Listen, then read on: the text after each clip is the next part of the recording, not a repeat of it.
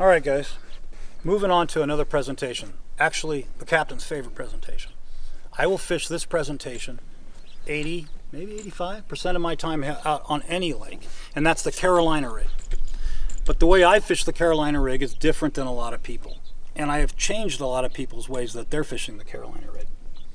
Now this here pole's probably would be about 6'8", okay, and the leader is what I'm getting at. When I rig my leader on the Carolina rig, my bait is all the way up here at the top of the pole. My bait is literally down at the butt of the pole. If you know, what I go tip a rod to reel is basically a rule. So you're talking 4 foot, 4.5 foot leader. How are you going to cast that? I don't cast it. The way I fish it in my boat anyway is I drift fish it. So let me first get into what I do up here. So I have 8-pound test again, straight from the bait to the reel. And up here, I'm just using a regular swivel, small as you can use. There's no, just don't use a gargantuan one. And then either a lead or tungsten. This happens to be a tungsten weight. They're all available at Tackle Express. You could use 3/8, just small. The way I look at it, I just want enough weight to get it down to the ground.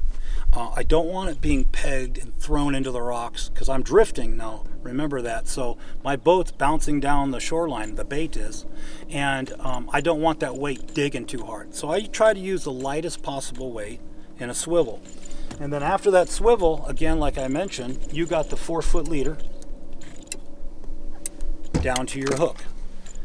I have here a Shimmy rigged in the Neptune shad, of course, and I'm going to pull that off so I can show you the hook.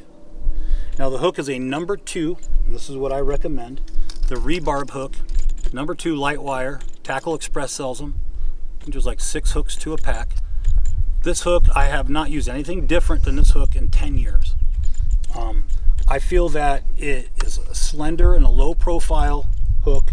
It's not an extra wide gap EWG. It's nothing fancy. What I like about it, it has a great little worm keeper here, and it does have a sharp point with a barb there. When I'm rigging that bait, if you don't know, you always want it to look natural. You always want it to be straight as possible. So this one's a little beat up, but I could show you anyway. So you're going to grab it by the tip. You're going to go through the tip of the bait and come immediately right out. You're going to spin it around, go straight up the shaft. Personally, I like to cover my knot. Some guys might not want to, but I do. And then I like to find where is the comfortable spot for that bait. Okay? You find the hook where it touches the bait. And at that bend, I'll put my thumb, and then I put a little slack in the worm, and then go down. Now that bait is hanging straight, and as straight as possible. And you always want to keep it as straight as possible. In my mind, hey, will a bass eat a worm that's curled? Sure, there's curled tail worms, right? But I think that this bait works best straight as an arrow and rigged on light line